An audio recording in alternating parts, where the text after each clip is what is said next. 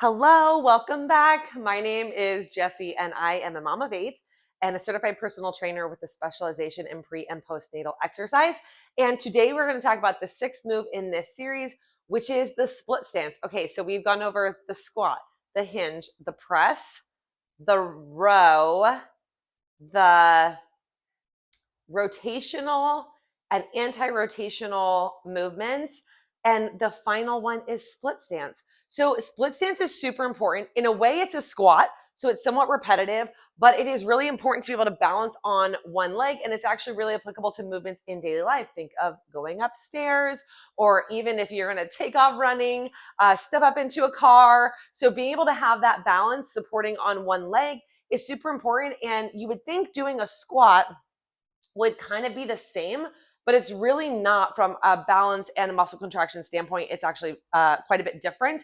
And if you actually were going to prioritize one or the other, I would probably say split stance comes into play more often in your activities of daily life. So it's incredibly important. All right, I'm going to go over a few moves with you guys on split stance. The first one, I'm just going to use body weight to show you, and then I'll show you how you can add more resistance, is going to just be a lunge. Okay, so I love to do pulsing lunges. I have creaky knees from years of gymnastics and soccer and running and all of the things, especially if I'm postpartum. I notice my knees have a harder time, I think, with the relaxin in the muscles. My joints are just a little bit weaker. So I love to do a pulsing split stance, squat, or lunge, which means I'm just going up and down with my feet planted in the same position. So all of the other form cues that we used previously apply. So I'm taking this, tucking my pelvis under, I'm wrapping my core around, I'm pressing my back against that imaginary board. I'm keeping my shoulders back and down, my head in alignment with my spine. So I'm not lurching forward or looking up. You don't need to look down at your feet. It's great if you can record yourself or find a mirror. Your feet need to be far enough apart that when you go down into your lunge, you're at a 90-degree angle in both knees. Okay, here we go. Tuck it all in. And I'm just going down, 2, 3, 4. Hold 1, 2, press 1, 2. And when I'm pressing up, I'm thinking about putting equal force into each foot. So I'm not putting more weight into my back leg or my front leg. I'm pressing down equally in each foot. Okay, here we go again. My feet are not lined up.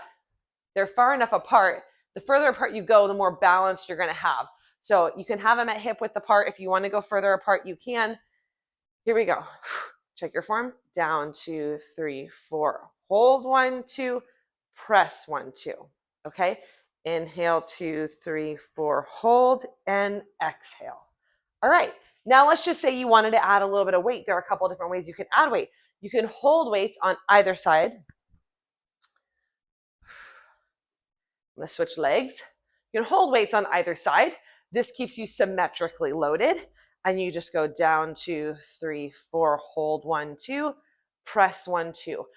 You might have to just hinge forward ever so slightly with the weights to keep your balance. It's a little bit harder to go straight up and down. So that's fine, just slightly. I'm not fully loading the front leg. I'm still pressing equally off of each foot. Down, 2, 3, 4, hold and press. Awesome. Now, if you wanted to add a little bit more core contraction to this, you could do what's called a front-loaded split stance squat.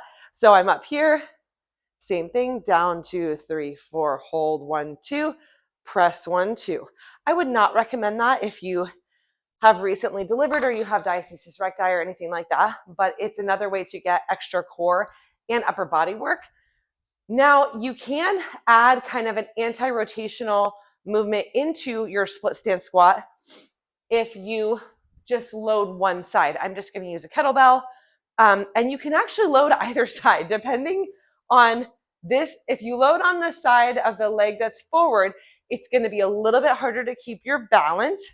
If you load on the side of the leg that is back, you're a little bit more balanced. But this adds an anti-rotational movement that's kind of like the moves that we did on day 5. Down, 2, 3, 4, hold 1, 2, press 1, 2.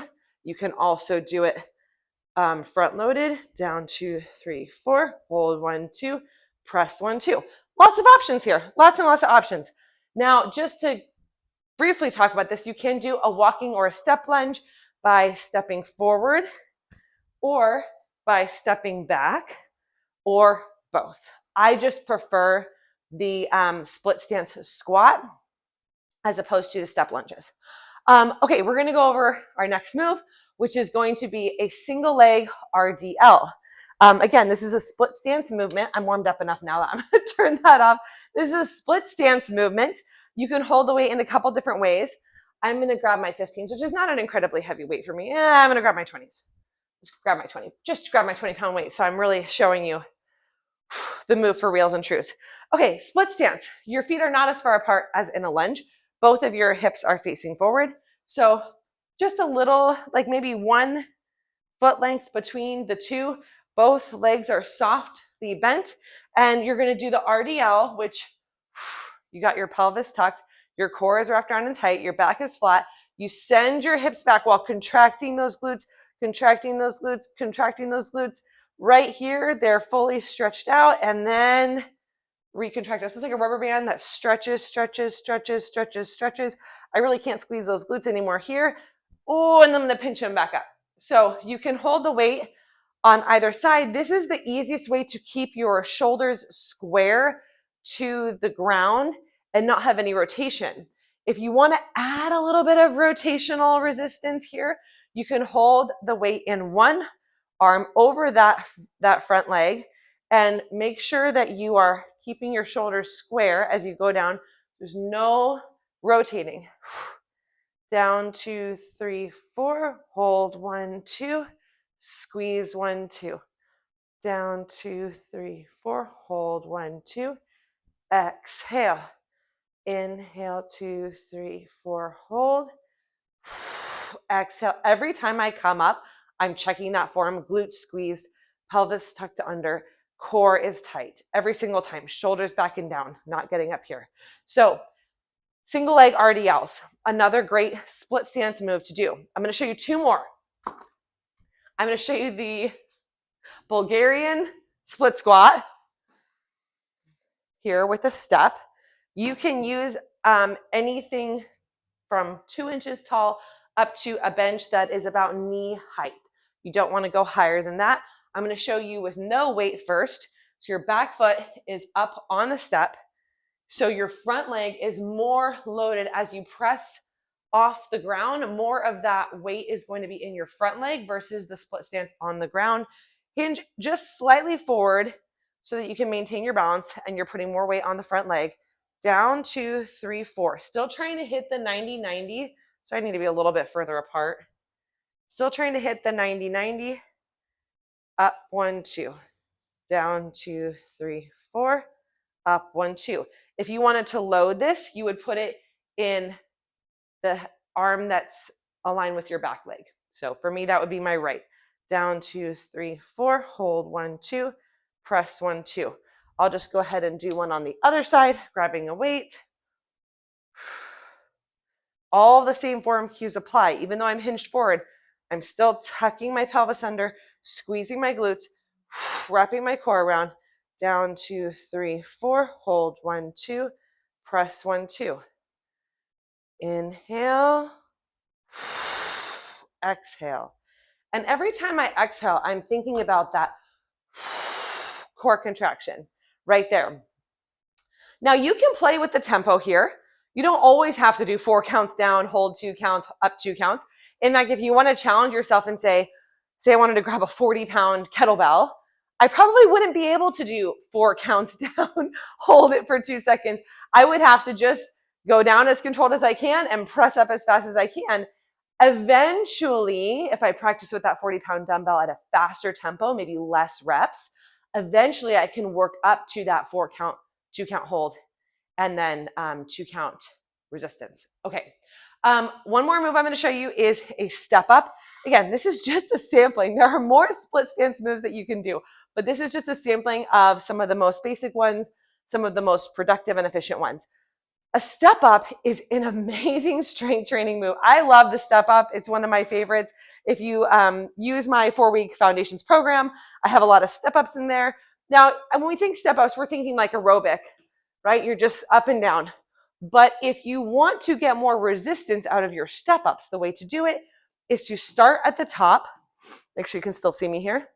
Load one leg, go down slowly, just tap the back foot and contract up.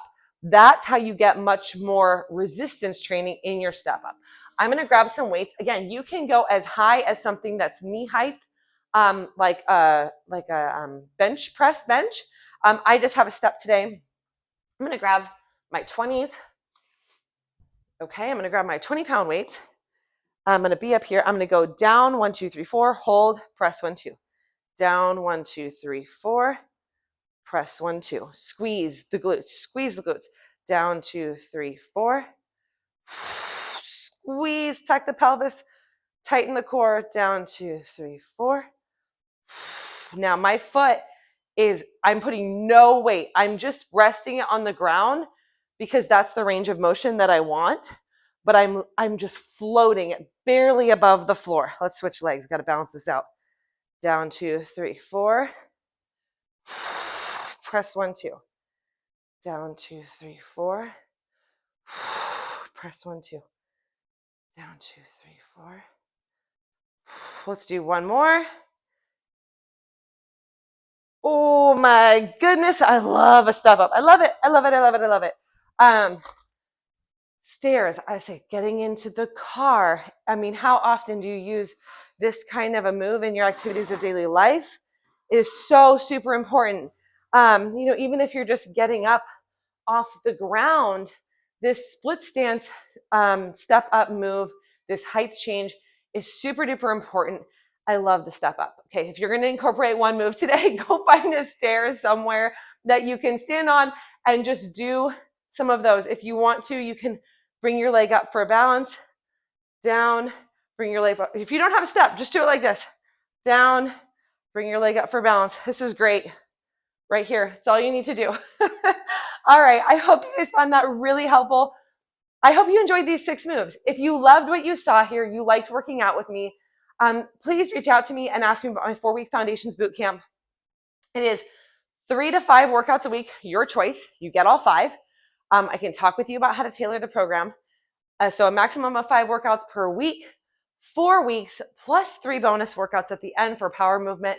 The workouts can take anywhere from 20 to 40 minutes a day, depending on you, what you want to do, how many rounds of the circuit that you can get in. And it is primarily focused on building muscle and being strong. We want to increase our bone density. We want to have more places for glucose disposal. We want to increase our metabolism. We want to burn fat. We want to have longevity. That's what this is all about. And that's what my program is all about.